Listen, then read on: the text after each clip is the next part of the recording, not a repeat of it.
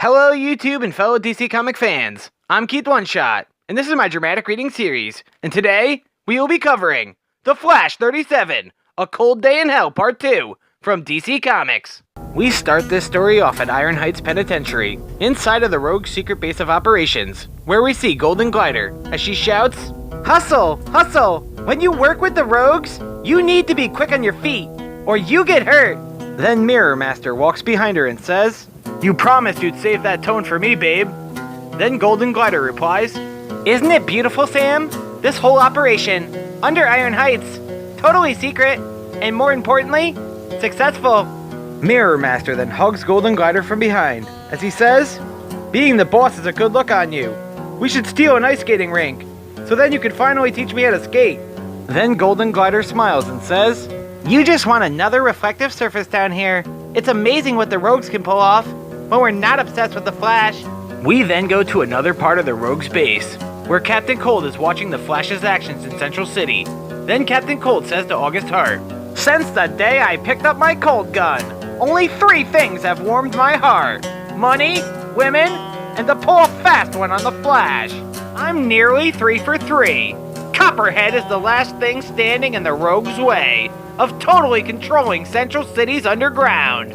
Then August smiles and tells Captain Cold, "Which is why you need me."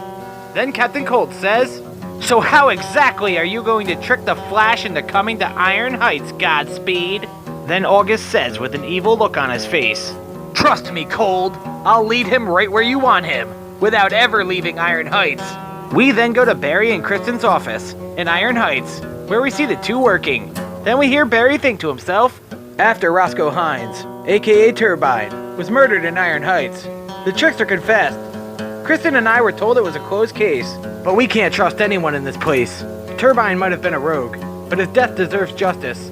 Then, as the two are working, Kristen says, "There wasn't much in Roscoe's cell, Barry, except, looks like he was an avid reader. It'll take us weeks to search these for clues." Barry turns and quickly speed reads through the book. Then he tells Kristen, "Right? The only notes I'm seeing are on his case. These are all law books." Then Kristen shows Barry a copy of the book, A Christmas Carol, that was in Turbine's cell. Then she says, "Except this one. Why would he have this?" Then Barry says, "It's about redemption. Turbine's file said he was a model inmate who stayed out of trouble. Being locked up in Iron Heights shouldn't have been a death sentence. And without evidence, we're not going to find out why he was killed." Then Kristen says, "Barry, you and I have spent enough time in the crime lab to know that there is always evidence. You just have to know where to look." We then see Barry and Kristen sneaking through the prison, past the guards. Then Kristen tells Barry, "We have at least 5 minutes." After they got past security, they sneak into solitary. Then Barry says, "Keep in mind that Trickster may be a rogue, but he's barely out of high school." Then Kristen says, "I'll be nice." Then Barry opens the window on the door and says, "Hey Axel, it's Barry Allen. You know me. Can we?" Then Kristen and Barry's eyes both go wide as Kristen shouts, "Oh my God!"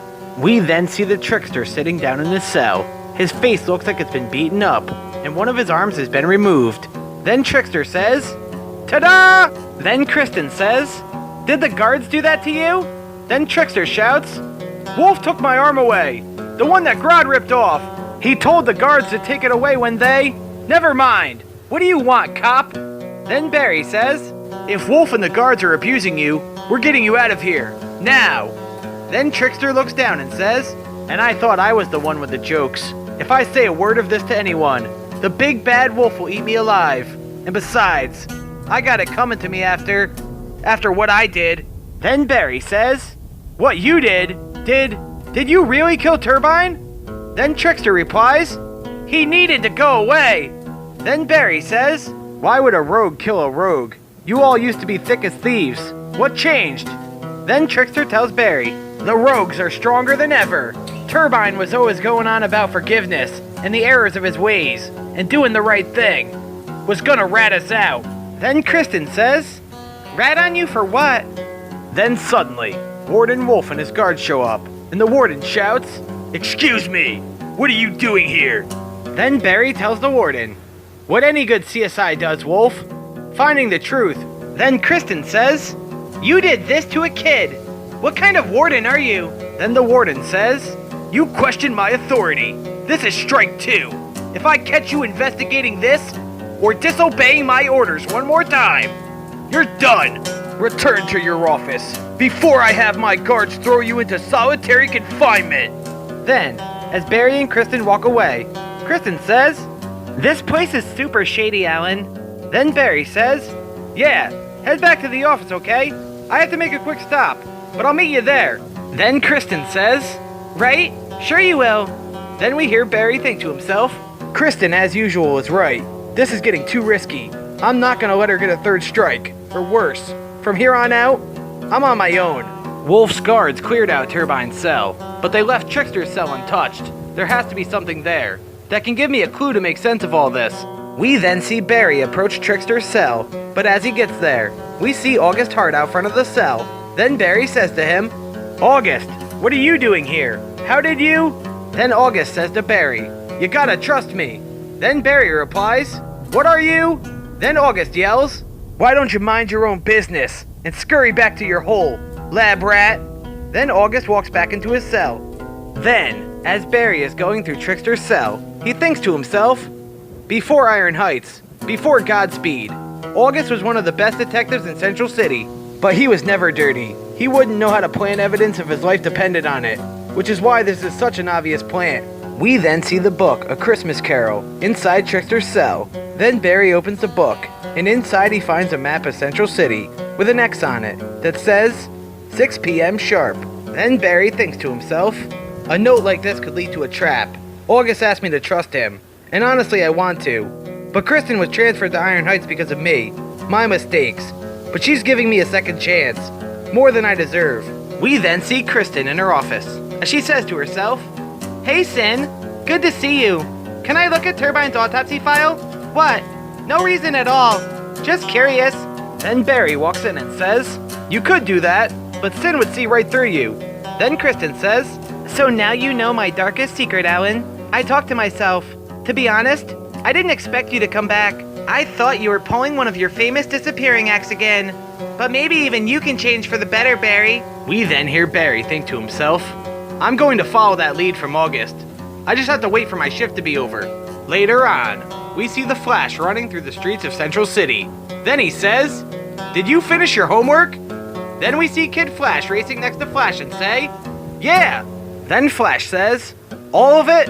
Then Kid Flash replies, "I might have skimmed through a few chapters at super speed." Then Flash says, "You should really take your time there. We don't retain as much information when we speed read." Then Kid Flash says, "Come on, Flash. I know you didn't call me to drill me on my studies." Then Flash replies, "I have a lead that something involving Turbine's death is going down at 6 p.m. tonight, at the old rail yard." Then Kid Flash says, "You know it's like, way after 6, right?" Then Flash says, "Better late than never." Then at the location, we see Copperhead's men loading up trucks. Then one of them shouts, "Look alive, boys! The Flash is coming in hot!" Then the guard tells Copperhead through his phone, "Boss, the Flash is on to us." Then Copperhead replies, "Follow the plan! Get the hell out of there!" Then, as the two speedsters show up, Kid Flash says, "Are they really running?" Then, as Flash runs after the truck, he says, "Not for long." Then the Flash unbuilds the truck as it's driving. Then the driver says, "What the?" Then Kid Flash tells Flash, "These are the same dudes who were working with Black Spider when he tried robbing that jewelry store. I'm going to follow the other truck to see who is giving the orders." Then Flash opens up a crate from the truck and says, "Hold on, Kid Flash." Oh no! Then Flash pulls a gun out of the crate, and Kid Flash says, "Whoa, that's a big gun." Then Flash says, "Not just any gun. I recognize its design." Then Flash fires the gun, and its blast freezes the target. Then Kid Flash says, "That's one of Captain Cold's." Then Flash says, "Boxes of them. Cold is the only expert at building these guns. Where the heck did they get these?" Flash then grabs one of the guards and shouts, "Where does that tunnel lead?" Then the guard says, "Copperhead will kill me if I talk to you." Then Flash shouts, "Did you know that if a normal human reaches certain speeds, their eyeballs could burst?" Then the guard says, Okay. Copperhead's been feuding with some new guy over who's gonna run crime in Central City. These guns are a part of a peace offering. They're working out a truce." Then Flash says, "Is it Captain Cold?" Then the guard says, "I don't know." Then Kid Flash says, "How are the rogues doing anything while locked up in Iron Heights?" Then Flash says, "Good question, but we can't let Copperhead get her hands on these guns." Then Kid Flash says, "Then I still need to follow the other truck before it gets too far." Then as Flash runs into the tunnel, he says, "Okay, but keep your distance, and do not engage whatever you find. Be careful." Then we hear Flash think to himself, "I know Central City like the back of my hand, but I don't know where this tunnel leads, or what I'm running into." We then see Flash look at a sign that says, Iron Heights Hospital. Then Flash thinks to himself, "I thought all the hospital sections were burned down. Was Wolf restoring this? Or..." Then a voice says to Flash, "I know that look well. That detective mind of yours is working. The gears are turning at lightning speed, but you're figuring it all out a bit too late." Then Flash turns around and sees that it's August Hart. Then August says, "You're right where you belong, buddy. Behind bars." Then Flash says, "August?" Then August says, "I knew if I played on your hope in the best of people, you'd find your way here." Then Flash replies, "It won't happen again. Trust me." Then August smiles and tells the Flash, "You don't believe the perps behind Iron Heights walls deserve a second chance, because you doubt you deserve a second chance." Flash then walks towards August as he shouts, "You're wrong. I do have faith in redemption, August, for everyone. Even the inmates here are capable of it. But right now, you're showing me that you'll never change. Iron Heights can't hold me. I'll just vibrate through this." Then as soon as the Flash touches the wall, he freezes. Then August tells him the walls are flowing with the same absolute zero energy as Captain Cold's guns. This whole room was designed to flood the frosty environment, to slow you down. As Flash shakes himself to stay warm, he says, "So I'll just freeze to death. Is that the plan, August?" Then August tells Flash, "Come on, man. You know that's not a fitting death for Central City's favorite hero." We then hear Captain Cold say, "Look at old Red Pajamas shake. Boy, you certainly lived up to your end of the bargain, Hart." We then see that the rogues are watching, as Golden Glider says, "Welcome to the rogues, Godspeed." Then Heatwave says, "Never thought I'd live to see the day where a speedster would join the rogues." As the Flash is nearly frozen, he says, What do you want?" Then Captain Cold says, "I've dreamt of this exact moment, Fleet Feet, after we tried to pull one last big score and call it quits, and you wouldn't let us. Instead, you told me you expected so much more from my skills. You inspired us." Then Flash shouts, "You! This was all your plan to escape Iron Heights." Then Captain Cold says, "You kidding me? Why would I want to leave Iron Heights?